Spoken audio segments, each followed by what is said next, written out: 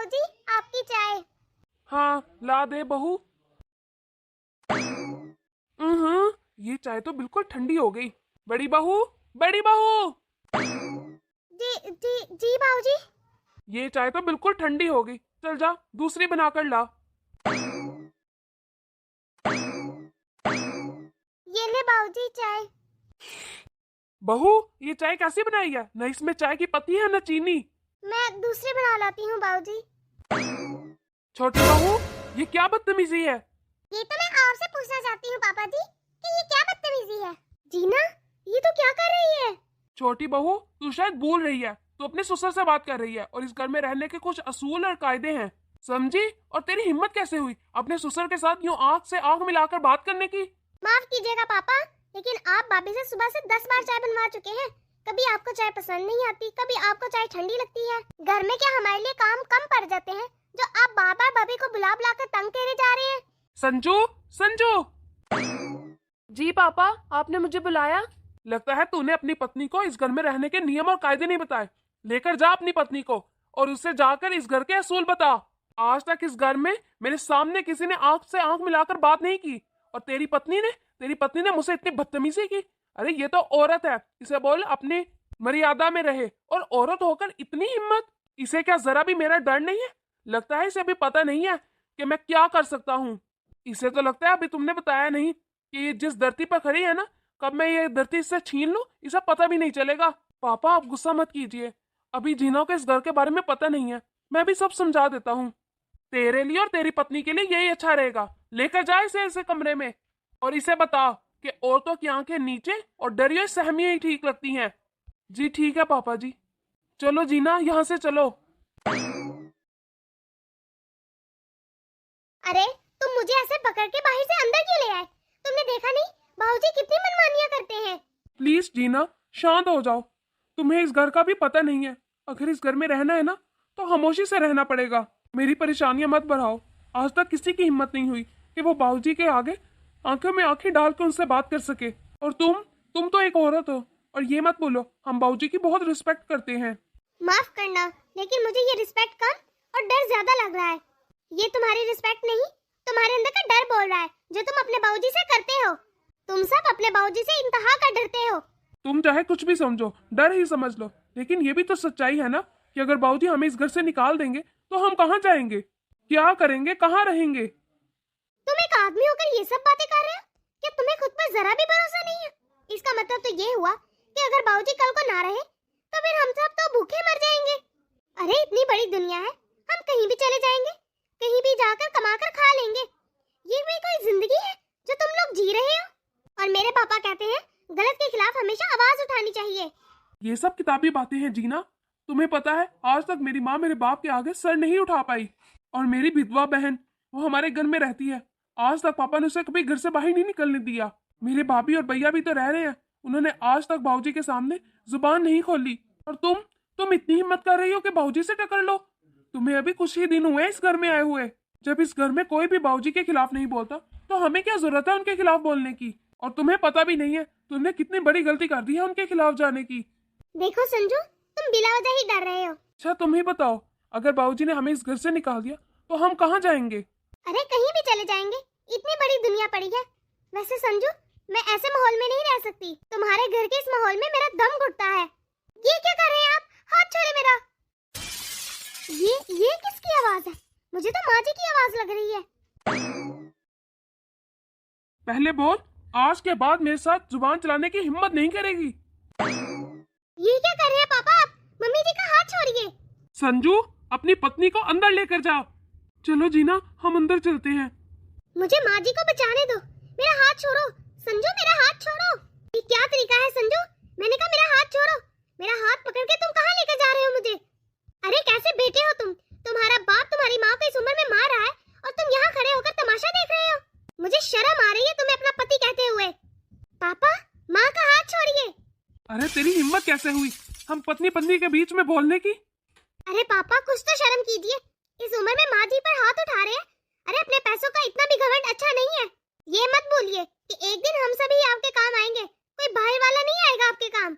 आखिर आपको किस बात का इतना घमंड है कि आप पैसों से कुछ भी खरीद सकते हैं? बस बाबूजी, आपकी बहुत मनमानियां हो गई। बस अब और नहीं।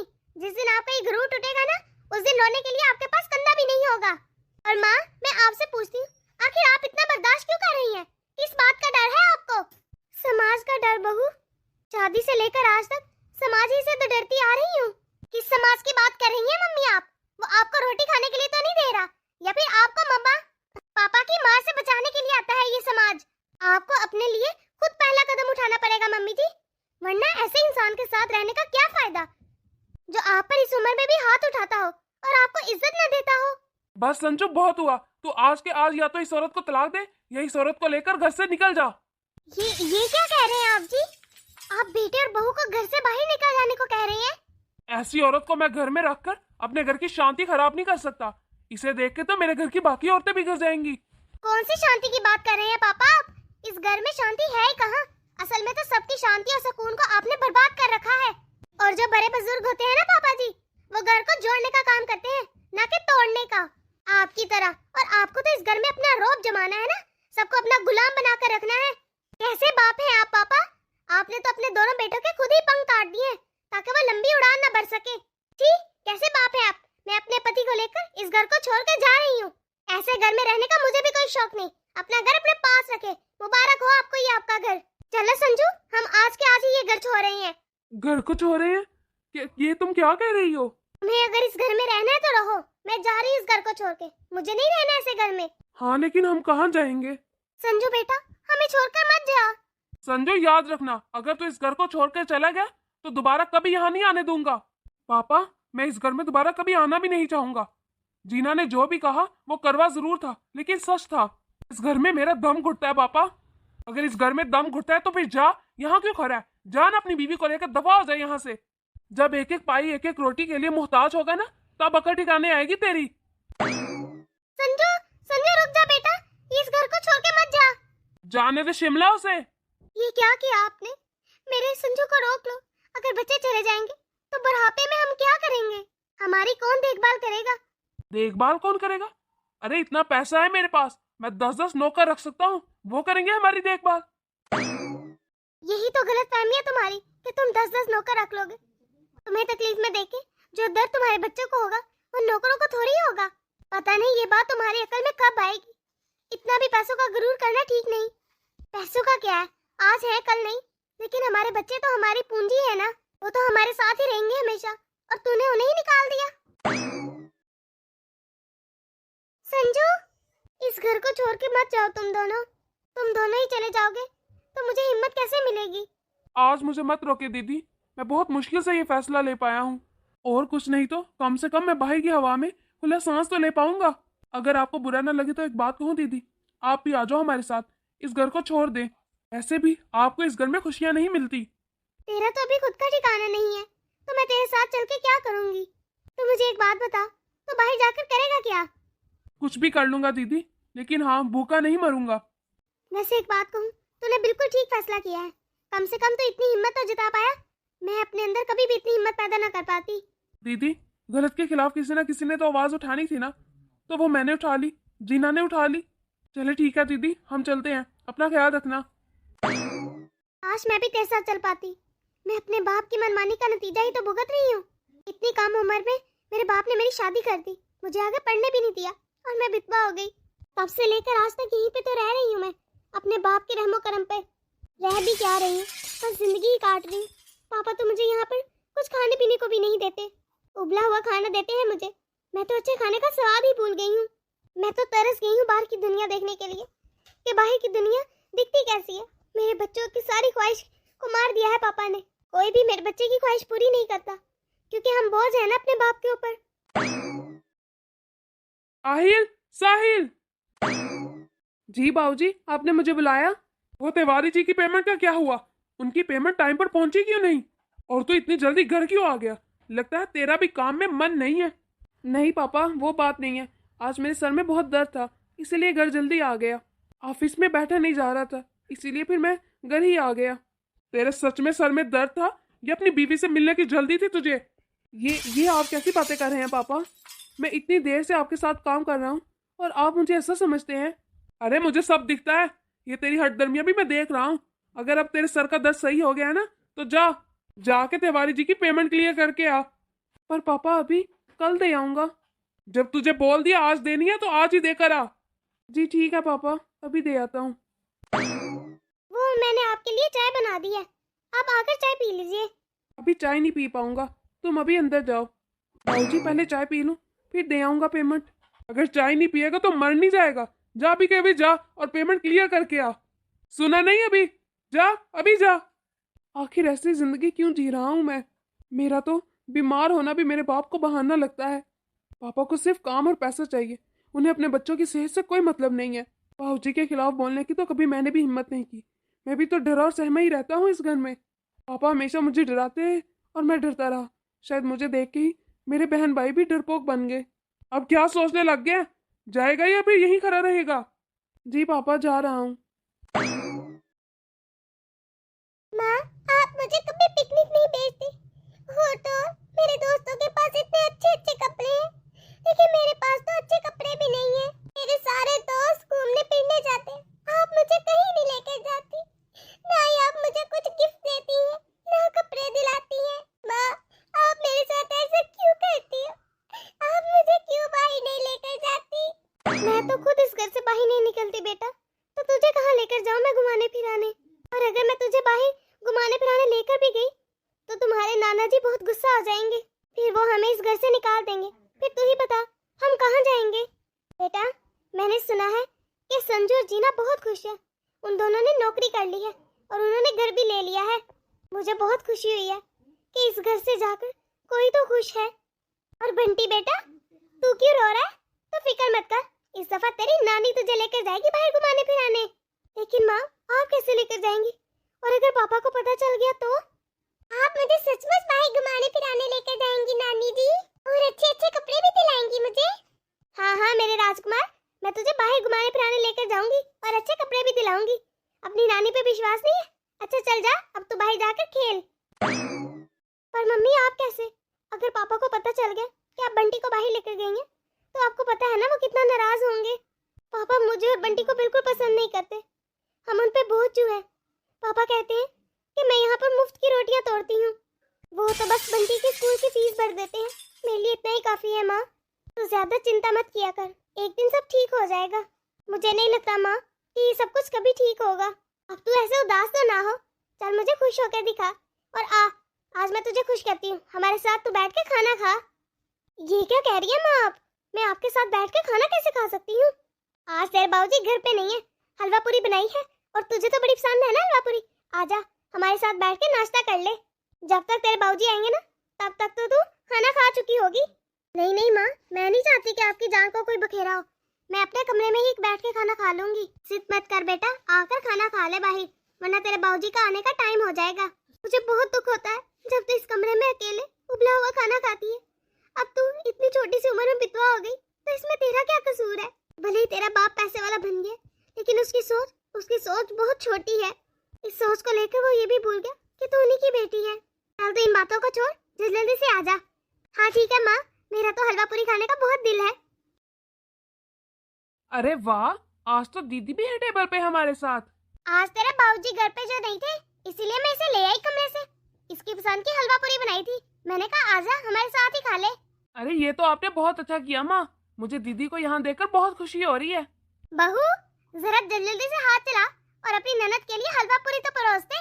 माँ, आज आप लोगों के साथ यहाँ बैठकर मुझे बहुत अच्छा लग रहा है। मैं आप लोगों के साथ नाश्ता करूंगी। सच बताऊं ना, तेरे बिना खाना खाना तो हमें भी अच्छा नहीं लगता था।